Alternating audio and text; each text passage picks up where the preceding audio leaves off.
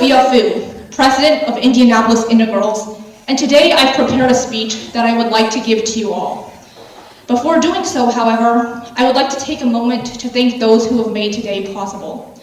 I would like to personally give thanks to the parents and volunteers who have been working hard all day, grading papers, driving back and forth, and just handing out food, and just being absolutely awesome. I would also like to thank the officers of Indianapolis INTEGIRLS, Maddie, Allison, Helena, Catherine, Jasmine, Isha, Jenny, Anisha, and Sahana. Over the past few months, it has been truly inspiring watching all of you grow into such selfless and kind people. I hope you all realize the immense impact your actions have had on this organization. Lastly, I would like to thank all of the students in the audience today. Taking initiative, as you will later learn, is one of the first steps to achieving excellence. And regardless of whether or not you walk home today with a prize, you are all really winners for making the choice to grow. Now, if you could all give a round of applause to everyone who has helped.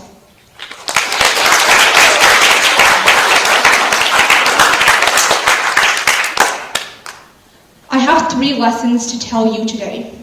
They're inspired by a variety of things that have happened in my life. Valuable lessons I've learned from growing up, navigating obstacles, and running INTEGIRLS.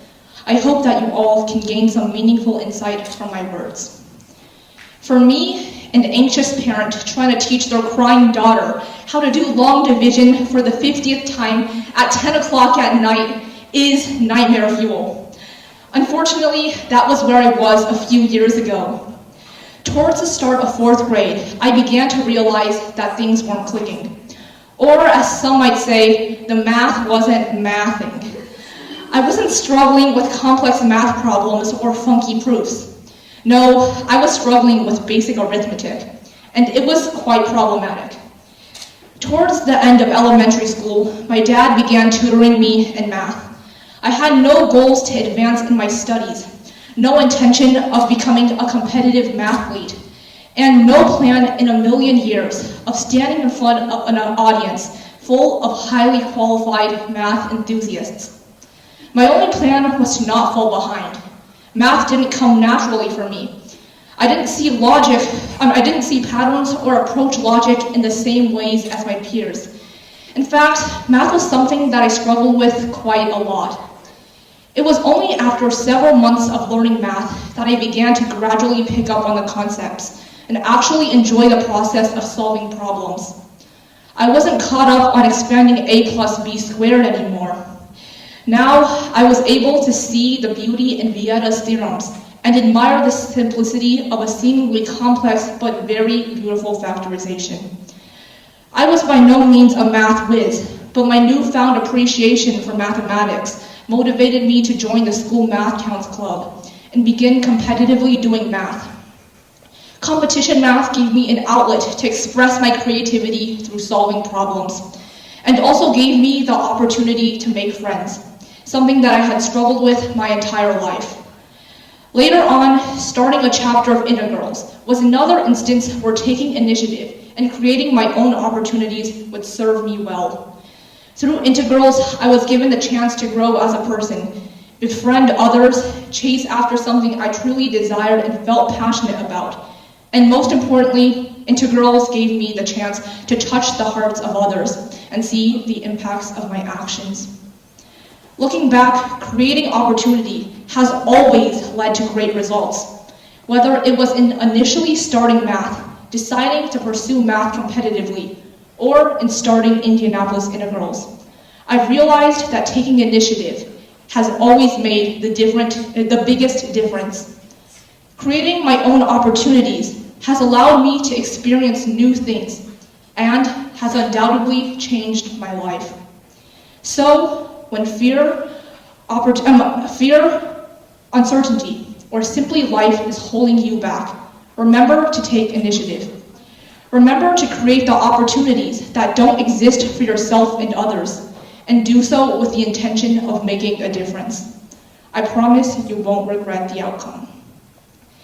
The second lesson is about accepting failure and learning to move on.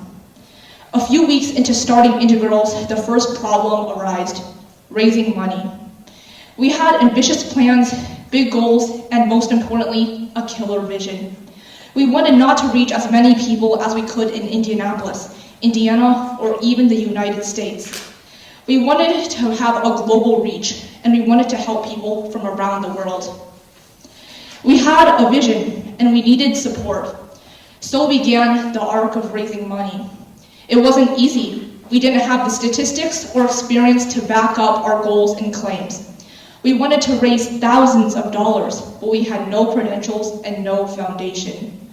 The only thing we had was a clean slate and a team of individuals who were willing to put in all the work it took. The latter made all the difference.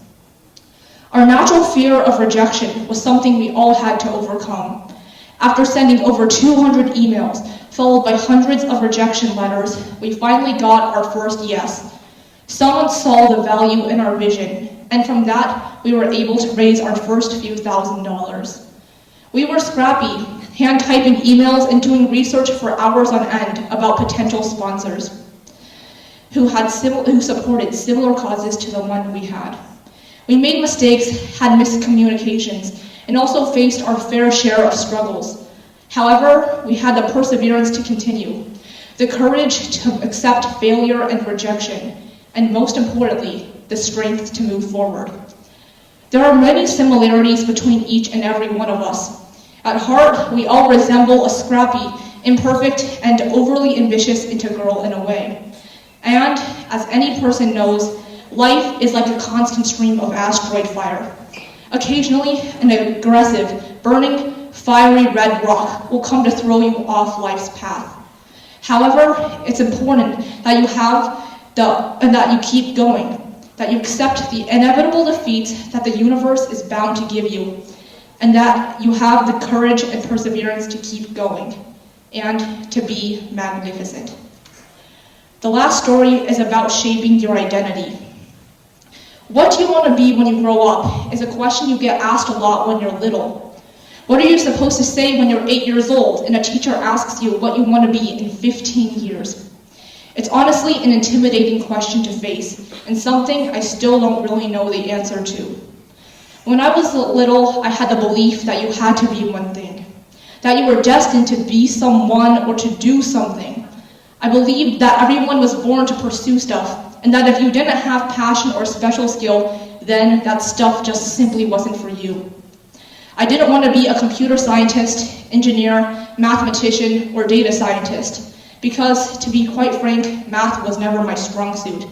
And at the ripe old age of 9, I decided that I wanted to run a hot dog stand, because I had an interest in consuming junk food and putting ketchup on everything. STEM, and math in particular, was something I distanced myself from. I didn't feel an attraction towards the subject, and therefore believed that it wasn't the perfect fit. Math class was something I didn't look forward to, and the simple thought of filling in math worksheets or doing rocket math practice was something that made me feel both numb and empty. In truth, it wasn't until much later on in my life, after studying math with the intent of catching up to other students, and not with the goal of advancing in my studies, that I developed a passion for problem solving. Studying math led me to realize that interests are a result of our surroundings, something we all have the power to shape and change. You don't have to be born with a natural ability to see patterns or to think like a mathematician, to succeed like a well-versed math lover. This was something I relearned in the process of starting INTEGIRLS. A few months ago, when I was first approached with the opportunity to start a chapter of INTEGIRLS, I was terrified. Never in my life had I considered myself to be a leader. The fear of having to worry about not only the problems of myself, but also those of my peers and a large organization was something that kept me up at night. Truth be told, I had never had a similar experience. I thought of myself as a follower. I didn't think that I had the ability to persuade and encourage others. I didn't want to give speeches to others and ask donors, strangers, and corporate executives to support my cause. Only after several meetings, talks, and rounds of fundraising did I realize that things were meant to be, and that everything was going to be all right. In fact, things were more than all right. We'd managed to surpass our initial fundraising goals by several thousands of dollars. Sign-ups for our events were going beyond well, and Indianapolis INTEGIRLS had grown to a team of 10 officers, many of whom are in the audience cheering us on today. INTEGIRLS had become a passion project. Something that once stood the chance of not existing had begun to flourish. I want to tell you this because had there not been the belief that passion can blossom from anything, and the thought that we can be whatever we want, none of us would be here today. As gender minorities in STEM, we're constantly subjected to the thoughts and criticisms of others, the restrictions imposed upon us by society, and the limitations that bound us from reaching our full potential. It is up to us to fill in these holes, to define ourselves as leaders and mentors, not only for ourselves, but for our community. It's our goal, job, and responsibility to be the change we wish to see. We have to have the confidence to be the foundation for others so that we can build something both beautiful and strong.